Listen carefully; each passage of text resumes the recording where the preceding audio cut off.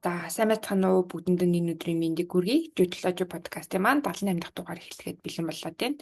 За тэгэхээр 78 дахь дугаараар Оюукет 2 нөгөө өмнөх хоёр цувралынхаа үргэлжиллийг буюу 2025 оны өмгөөлөгчийн шалгалтанд орж ирсэн нөгөө маргаануудтай ер нь ижил үйл баримттай кейсүүд ярьж дуусгах чинь. Тэгэхээр өнөөдөр бол иргэний эрх зүй даалгаварт орж ирсэн те ер нь ижил үйл баримттай нэг кейс бид гурав олж таарсан.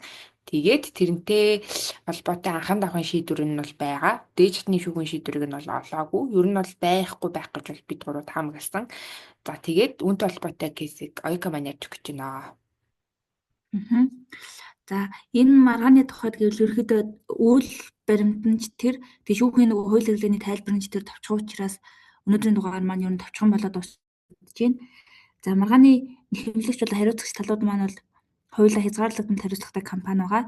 За нэхэмжлэгч маань болохоор Х гэдэг нэртэй, хариуцагч маань Д гэдэг компани байгаа. За нэхэмжлийн шаардлагын тухайд бол 72,873,337 төгрөг гаргуулах ийм нэхэмжлийн шаардлагатай.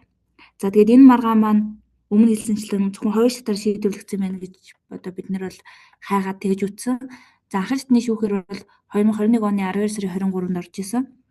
За давзаалдах шатны шүүхээр бол 2022 оны 5 сарын 25-нд шийдвэрлэгдсэн ийм одоо хуулийн хүчин төгөлдөр шийдвэр бахнэ. За үйл баримтын тухайд гэвэл за энэ одоо нэхэмжлэгч болон хариуцагч хоёр компани маань за 2018 оны 9-р сарын 1-нд ажил гүйцэтгэх гэдэг ийм гэрээ байгуулсан. За энэхүү гэрээний дагуу нэхэмжлэгч маань хариуцагчийн одоо оршин байгаа газар дизель твлж хүргэж өгөхөр одоо нийлүүлэхэр болсон байгаа. За хариуцагч маань болохоор Тархан уул аймгийн Шарингол сумын Буянтын уурхад ингэж үйл ажиллагаа явуулдаг компаниас. За тэгээд тухайн дизель твлжээ 1 тонныг нь 2,100,000 төгрөгөөр тооцоод одоо нийлүүлэхэр болсон байгаа. Нийт бол 16,856,000 төгрөгийн дизель твлжийг нийлүүлсэн байдаг. За хариуцагч буюу одоо нөгөө худалдаа авсан компани тухайд гэвэл одоо нийт энэ 16 сая гаруй төгрөгийнхөө ердөө 2,5 сая төгрөгийг нь бол төлсөн байдаг. За талууд ажил гүйцэтгэх гэрээндээ өөр бас нэг одоо нөхцөл тохирдог нь. За ажил гүйцэтгэх гэрээний дагуу захиалагч тал төлбөрийн хугацаанд нь төлөөгүй болвол одоо зээлийн гэрээгээр энэ харилцааг зохицуулна гэж тусгасан. За тэгээд талууд энэ ажил гүйцэтгэх гэрээ байгуулсан одоо энэ 2018 оны 9 сарын 1-ний өдрөө мөн зээлийн гэрээ байгуулсан. За зээлийн гэрээндээ бол зээлийн одоо үнийн дүнг бол 20 сая төгрөг гэж тусгаад. За тэгээд зээлийн гэрээг бол одоо 9 сарын 1-ээс 11 сарын 1-ний хооронд 2 сарын хугацаатаагаар байгуулсан. За гэхдээ одоо зээлийн үнийн дүнгийн сарын хүүнд 5%, за зээлдэгч одоо үүргээ гүйцэтгэхгүй хугацаа хэтрүүлсэн тохиолдолд гүйцэтгээгүй үүргийн үнийн дүнгийн одоо 0.5%-аар тооцож алдан одоо төлнө гэдэг ийм тохиролцоо бүхий зээлийн гэрээг одоо хийсэн байдаг.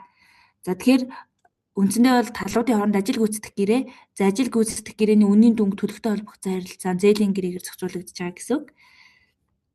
За шүүхтэр ерөнхийдөө нэхэмжлэгч талын байр суурь бол талуудын хооронд байгуулагдсан хүчин төгөлдөр зээлийн гэрээний дагуу одоо зээлийн үндсэн төлбөр, за хүү, алданг буюу нийт 72 сая гаруй төгрөгөө бол бүхэлд нь гаргуулна гэсэн байр суурьтай оролцдог.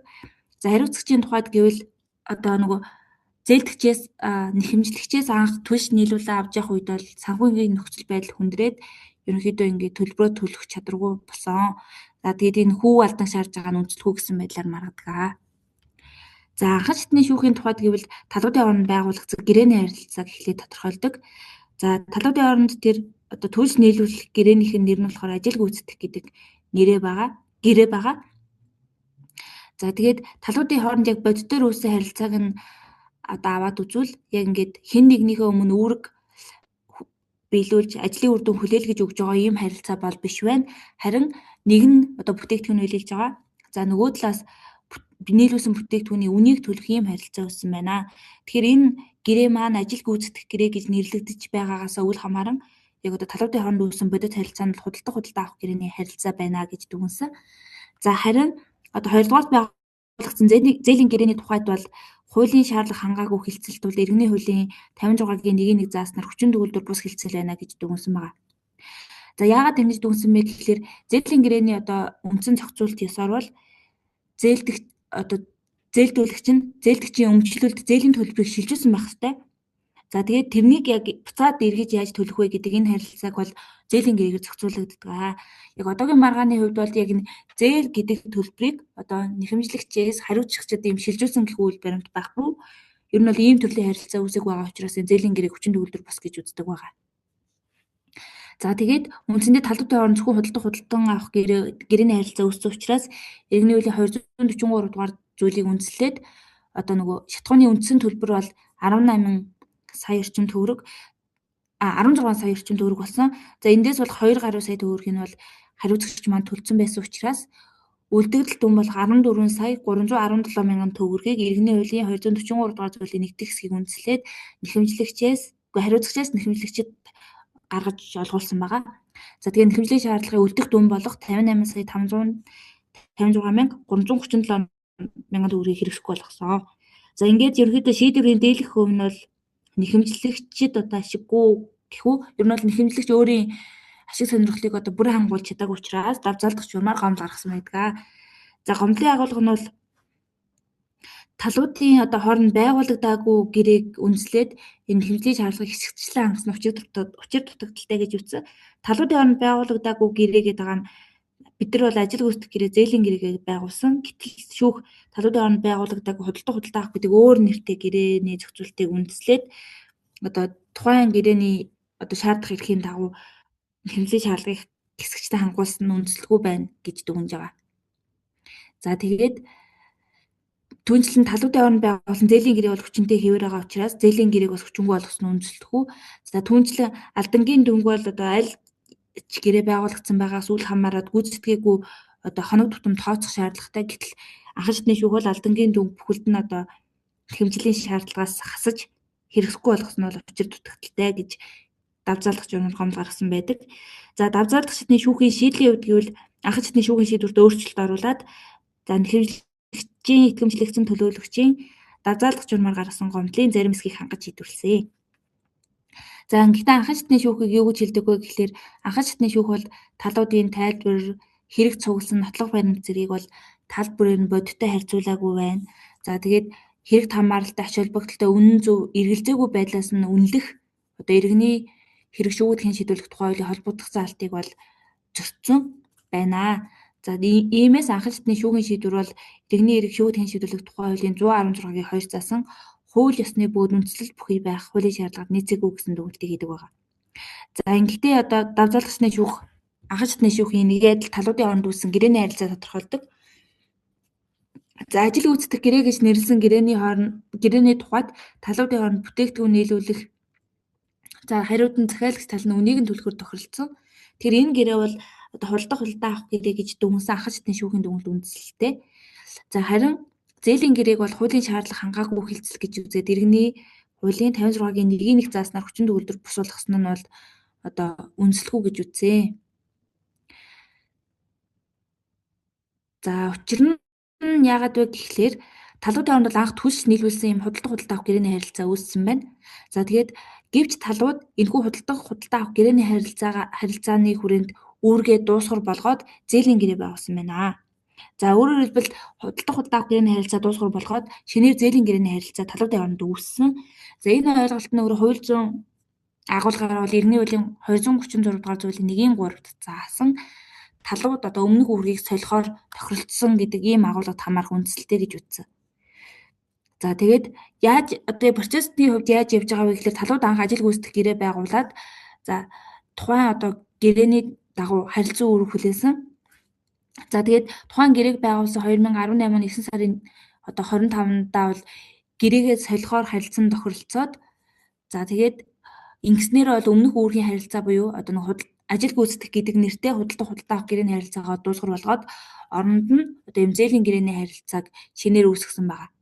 За энэ оронд нь үүссэн зээлийн гэрээний харилцаа нь бол иргэний хуулийн 281-р зүйлийн 1-д заасан одоо энэ нөгөө тусгай зөвшөөрлгүйгээр иргэд хооронд байгуулагддаг юм зээлийн гэрээнд хамаарж байгаа.